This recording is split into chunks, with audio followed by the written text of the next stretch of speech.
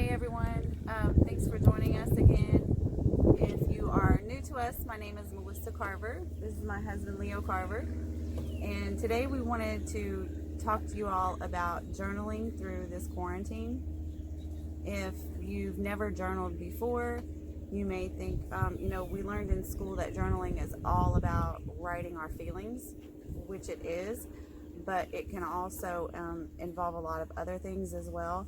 Here are a couple of my journals. I have them stashed everywhere around the house, in my office. I have them in my car. So just get any journals. It doesn't matter. They don't have to be fancy. It can be just a notebook. But utilizing that to not only write down your feelings, but write about your day. Maybe one of the reasons that we are out here outside, I know it's like extra bright. You'll notice we both have our sunglasses on today.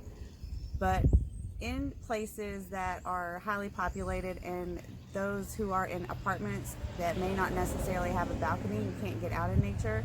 So we wanted to share with those individuals some nature in the video form, because video and photos may be all that they can really get to right now. If you are in an area that you can get outside, that's something else that you can journal about. Discovering what is in your yard. I mean, how many medicinal plants are in our yard alone? Oh, wow. Anywhere from 5 that I can name off to stuff we haven't even found yet. Honestly. But I know we have purple dead nettle, chickweed, plantain, henbit, dandelion, lavender, Violets. violets. And some of those, if you follow us on social media, you'll see that I sometimes post photos of our food with those plants, flowers, just kind of thrown in the mix because they're so medicinal and they taste really good. Violets are really good just to eat them straight up by themselves, I think. And if some of those terms and names are new to you, maybe looking up some photos and going out and seeing if that is in your backyard, and if that's something that you could also eat and explore some new recipes while you have the time. Also, don't eat them if someone has sprayed your yard with chemicals. And if you want to explore that later on, maybe giving it, a year or so without being sprayed, maybe? Yeah, and of course thoroughly washing and preparing it before you eat. If you're going to eat it directly, definitely it doesn't need to be from a place where it's been sprayed or chemicals have been placed. Right. So let's talk a little bit more about the journaling.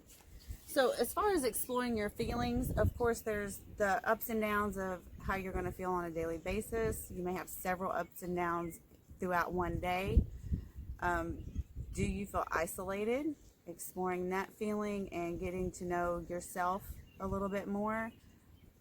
Becoming your own company, enjoying your own company, and being okay with that if you're not someone who necessarily likes to be, if you're not an introvert, if you want to be around those crowds, now is the time to really be your own best friend. So what does that look like to you? What does that mean to you? Fear, anxiety, of course, exploring those feelings, and also productivity. What are some things that you can put on your to-do list and also journal about? Not only what you want to do and the goals, but also the outcomes of them. Maybe even creating a scrapbook and putting before and after pictures. And it doesn't have to be some extravagant project. It can be just the small things so that you can look back later on those days where you are having the lows and say, wow, look what I got accomplished while I was in that high moment and I was feeling good and energetic. Writing affirmations in your journal and quotes that are inspiring to you. I know Leo is very much a poet, so that's something that he likes to write more in poem form. Yes, yeah, sometimes it helps to do that because you're able to get more of the emotion out of it. And when you go back and reflect on it, you're also getting those feelings that went into those words with it when it's in poetic form versus just writing it straight out as prose. I wanted to share with you a couple of my favorite quotes. I have a lot of them, but two that I think are pretty good for right now and what some of you may be going through. The author Florence Scovel Shinn, she was born in the late 1800s, and she's one of my favorite authors ever. I'll actually put a link for her book down below. You can get it in 4 separate books, or you can get it just as one compilation of all of them, which is the one that I suggest. It sounds overwhelming that it's 4 books in one, but each one of her books were very small. So she's telling a story in her book about a client contacting her wanting an affirmation for success. So what she gave to him was, "Behold, I have set before the open door of destiny, and no man shall shut it." So that's something that we can translate to ourselves, that door has been open, and there's nothing that can happen that's going to allow it to be closed. A Bible quote in Psalms 82, 5 and 6. "They know not, neither will they understand. They walk on in darkness. All the foundations of the earth are out of course." But the next verse says, "I have said, ye are gods, and all of you are children of the Most High." So when we're feeling super anxious and fearful, these are quotes that we can look back on and reflect on, and you can choose your own quotes from any books. You just cherry pick what helps you in those moments and write those down in your journal. What are some affirmations that you like? I tend to lean towards a lot of Deepak naturally, Wayne Dyer. As far as specific quotes, I don't have any that I go to in particular. I more so just kind of go with whatever's happening at that moment. But they are very powerful. I guess my version of that would be more in terms of like self-talk, which is, different in the sense that it is you saying it. But a lot of the wisdom and things that go into that self-talk does come from other established teachers and instruction that I've come across over the years. And it's important. It's very important to have those words of power in your life. Right, and that's really all that we're doing when we find these quotes and we read these books, that they inspire how we want to approach things, but we put our own version on it to make it authentic to ourselves. That's true with any affirmation, and the I am affirming. I like I am, and putting whatever on the end of that. Yeah, and that's kind of what I'm referring to. Like you would take that, and that might change with whatever mood you're in. That's why instead of having a static affirmation, sometimes it does help to have something that's open like that. Right. Like, I am powerful. I am unafraid. I am healthy. I am worthy. And you can use those in breathing techniques as well. So on the inhale, just saying that mantra and then releasing any negativity with the exhale. And speaking of meditation, on the 15th of April, we are going to invite all of you to join us for a Facebook Live at 2 p.m. to meditate and use some affirmations to help us heal the earth and all the humans of the earth and what we are all going through right now. So if you want to join us on Facebook at Dr. Melissa Carver, or my personal page is Melissa Carver. I honestly don't know which one we're going to be on just yet. So join us there. I'll put that link below as well. Do you have anything else to add for the journaling?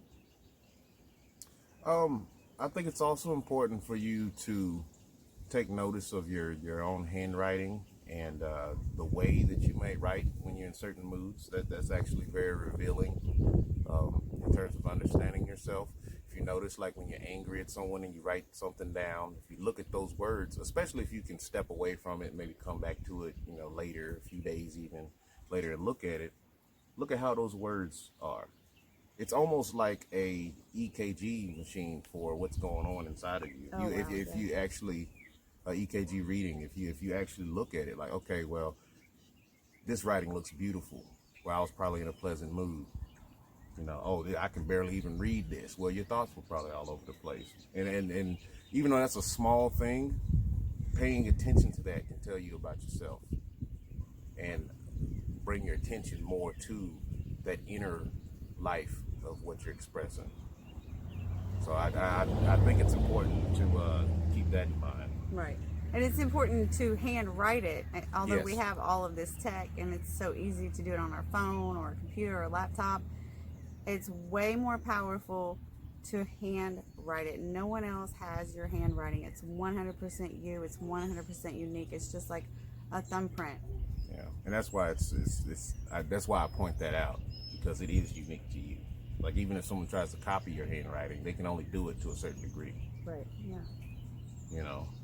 And another thing that I would like to add to the affirmation side of things, especially for those of us who have grown up in this, like with the hip hop generation and with other styles of music as well, but specifically hip hop is very much an affirmation, positive or negative, But you can look at someone like, say, some of your favorite artists, and they might have just that line that you like.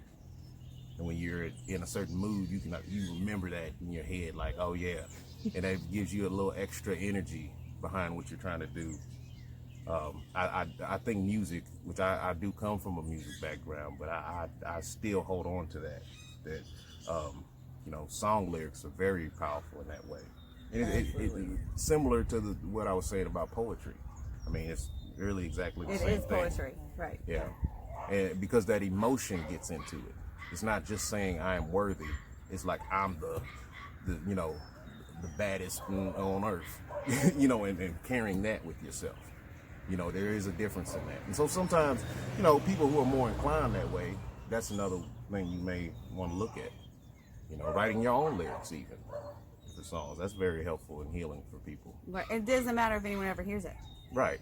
Yeah, as a matter of fact, I wouldn't do it as if I'm about to put this out. This is for me to listen to and hear, and reflect on. Right. Speaking of artists, tell us below in the comments, who are some of your favorite hip hop artists? Mine are Jeezy and Nas. I definitely agree with those two. I gotta add Jay-Z, who's full of affirmations in certain directions. I could go on, do a whole nother video on it, really.